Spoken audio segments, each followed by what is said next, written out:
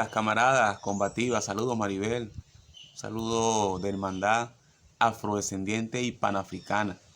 Igualmente para tu equipo de trabajo que viene fortaleciendo la estrategia comunicacional y hacen posible pues que nosotros de nuestros espacios naturales, de nuestros países, tengamos una buena comunicación, una buena relación.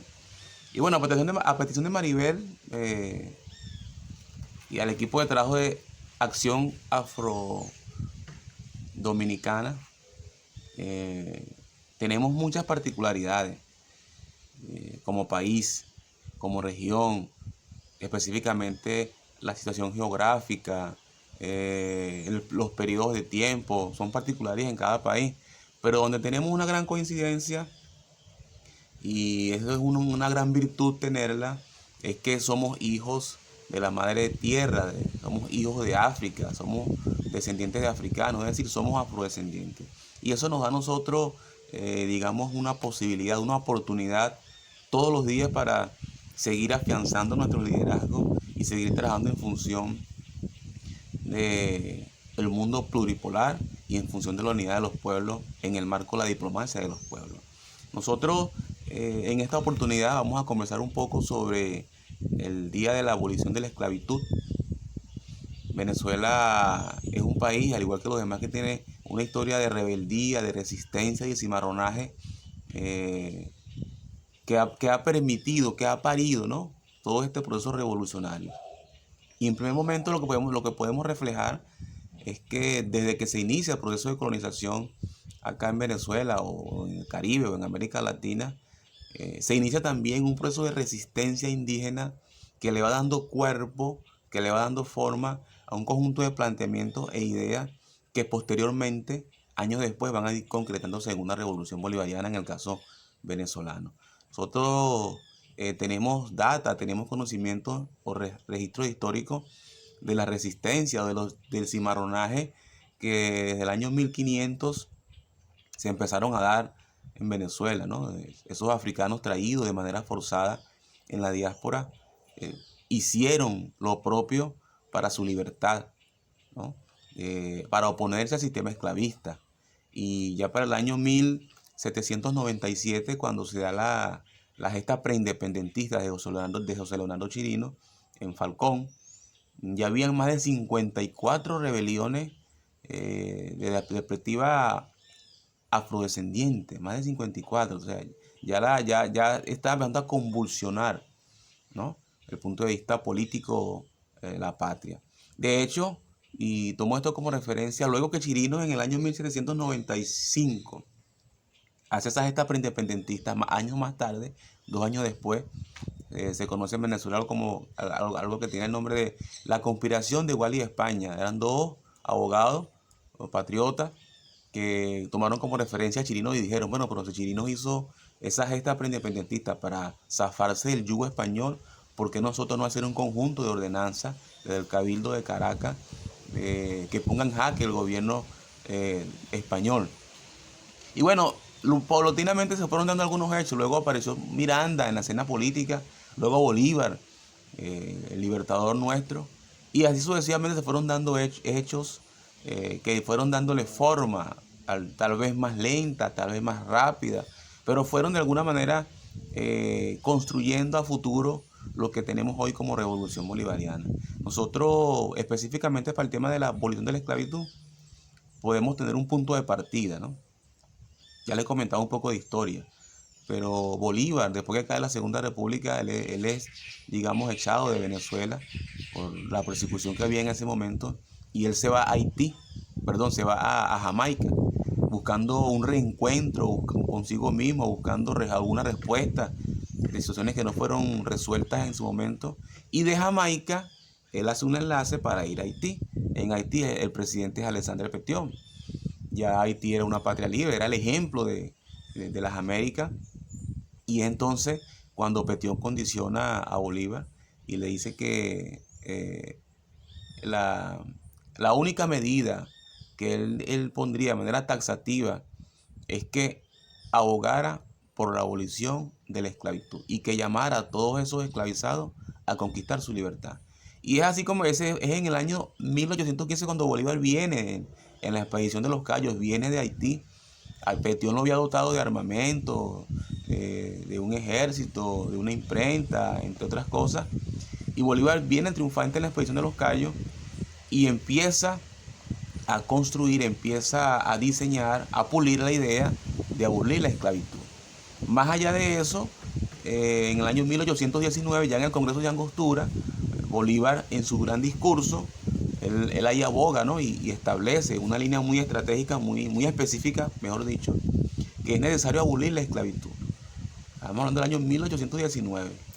Luego en el año 1921, cuando se da la constituyente, el Congreso Constituyente de la Gran Colombia, Bolívar también, en 1821, coloca en el tema, en la palestra política del seno de ese Congreso Constituyente, la abolición de la esclavitud. Porque ya había mucho empuje, ¿no? Digamos que había muchas rebeliones casi que incontrolables. Eran muchas, estaban diseminadas por todas partes del país y era imposible hasta cierto modo mitigarlas, ¿no? Tanto así que la solución era abolir la esclavitud para que las personas esclavizadas no atentaran contra la economía, porque la economía en ese momento estaba sustentada por el sistema esclavista, pero se tambaleaba. Cada vez que había una rebelión había pérdidas descomunales y eso afectaba mucho los intereses en ese momento de la República o de los terratenientes, mejor dicho, ¿no? Entonces no le quedaba otra que buscar solución a ese problema. Y años más tarde, porque ya muere Bolívar, se da la guerra federal, sale a la palestra Ezequiel Zamora, Tierra de Hombres Libres, todavía se continúa por eso de esclavitud en Venezuela, claro, un poco más disimulado, sin embargo, disimulado para algunos, pero para el que vivía la esclavitud es algo inédito.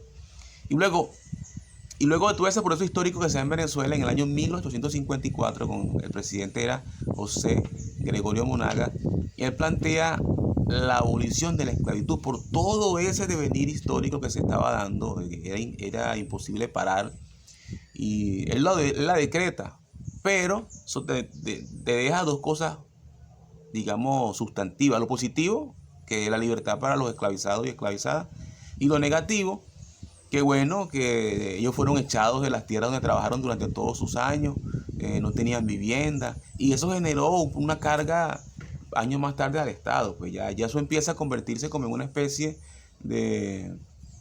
Es como que si automáticamente ese decreto generara una cantidad de pobres de manera automática. Se hace el decreto de abolición de la esclavitud, se le da la libertad, pero ya quedan libres. No le quedó más remedio a estos camaradas, a estos compañeros nuestros, que irse nuevamente a los lugares donde trabajaban de manera esclavizada, por trabajar por nada, por comer, por dormir, etc. Hubo muchos que hicieron, digamos, tienda aparte y trataron de cimarronear, pero no fue fácil. En ese momento de la época, recuerden ustedes que el Imperio Español tenía control absoluto de todas las relaciones de poder, de todas las instancias de poder. Entonces no era nada fácil emprender un camino ese solo, y mucho menos siendo afrodescendiente o negro, pues como quieran ustedes llamarlo. De tal manera que desde el año 1854 al año 1999, cuando llega el presidente Chávez a la palestra política en Venezuela, han pasado 145 años. Y en esos 145 años me pasaron cualquier cantidad de cosas. Pero una de las cosas más emblemáticas es que cuando llega el presidente Chávez, el movimiento afro como que retoma un aire en Venezuela y empieza a reconstruir su historia, empieza a construir su historia nuevamente y empieza a ser copartícipe de manera participativa, valga la expresión, de su pleno derecho. Pues no deja que otros escriban la historia afro, sino que se hace de lo suyo y hace lo propio para mantenerlo, ¿no? Y empieza entonces la lucha. Primero, me recuerdo yo, que era por aparecer en el preámbulo de la Constitución, que es una deuda que se tiene en Venezuela con el movimiento afro. Aún nosotros no tenemos rango constitucional. Sin embargo, eso no ha limitado el accionar, eso no ha impedido que el movimiento afro sea reconocido plenamente en la República Bolivariana de Venezuela, y eso tampoco ha impedido que hagamos nuestras actividades normales nosotros. De hecho, en el año 2005, desde la Asamblea Nacional y el presidente Chávez en su momento decreta el 10 de mayo como Día de la Afrovenezolanidad, porque el 10 de mayo fue el día en que José Leonardo Chirino, del año 1795, como le comenté hace unos minutos, se alzó contra el imperio español, contra ese sistema esclavista. Entonces para nosotros es un día emblemático para el movimiento afrodescendiente de acá de Venezuela. Pues fíjense ustedes que desde el año 2015 al año 2020 se han hecho más de 20 congresos, encuentros nacionales e internacionales desde la perspectiva afrodescendiente, ¿no? Y eso atendiendo todo ese proceso histórico de resistencia, rebeldía, marronaje, y sobre todo los aportes políticos, económicos, culturales y militares que desde la guerra de independencia los afrodescendientes dieron en el proceso de construcción de la venezolanidad. Venezuela se compone por 3 elementos étnicos: europeo, indígena y afrodescendiente. Y actualmente el movimiento afrodescendiente de Venezuela saca su análisis del último censo poblacional que se hizo en el 2011. Y ese censo arrojó que más de la mitad de la población venezolana se reconoce como afrodescendiente o es afrodescendiente. Entonces, de tal manera que para nosotros es un orgullo, es un honor, es satisfactorio. En primera instancia, hablar un poco de manera muy sucinta de cómo nosotros hemos venido conquistando algunos objetivos y algunas metas. Y de momento, ¿qué hacemos, no? Nosotros en los 24 de marzo de cada año conmemoramos de diferentes maneras. Venezuela tiene 23 estados y un distrito capital, y de los cuales tenemos presencia en 18 estados del país, y cada estado del país, de la perspectiva afro, tiene una particularidad, y con esa particularidad, ese movimiento afro, desde el sistema educativo, sea universidad, sea escuela o sea liceo, conmemora esa fecha de diferentes maneras, rememora. Y ahí también nosotros, desde la perspectiva del mundo pluripolar, ¿no? Acuñada con una idea que el presidente Chávez desarrolló. El presidente Chávez decía: en África, en América Latina y el Caribe están los polos de desarrollo que le darán equilibrio al universo. Esa es una idea, es un pensamiento que extrae el presidente Chávez del libertador Simón Bolívar. Y ese pensamiento nos obliga de manera ineludible a pensar en la unidad de los pueblos de África, en la unidad de los pueblos del Caribe y en la unidad de los pueblos que luchan contra el imperialismo. Entonces ahí también estamos hablando del panafricanismo. Todos somos África, pero el enemigo común de República Dominicana, el enemigo común de Venezuela, el enemigo común de los afroestadounidenses que son asesinados en los Estados Unidos es el imperialismo. Entonces, si ese es el enemigo común, si ese enemigo común generó una masacre a la humanidad cuando trajo a todos esos esclavizados, y ese hecho generó un delito y los delitos no prescriben, entonces, ¿quién paga por ese proceso de esclavización? ¿Quién paga entonces por ese proceso de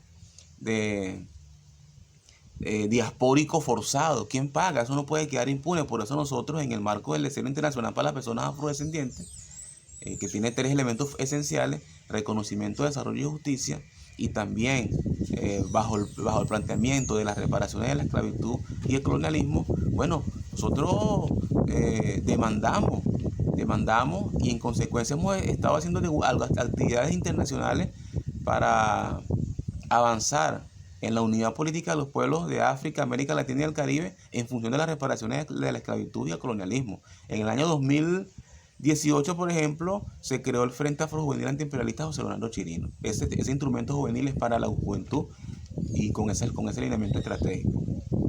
En el año 2019 se da el Congreso Internacional Afrodescendiente, que es un dictamen del Foro de Sao Paulo, un foro de izquierda de debate político, y de ese Congreso Internacional Afrodescendiente nace el Cumbre Internacional Afrodescendiente y Africano.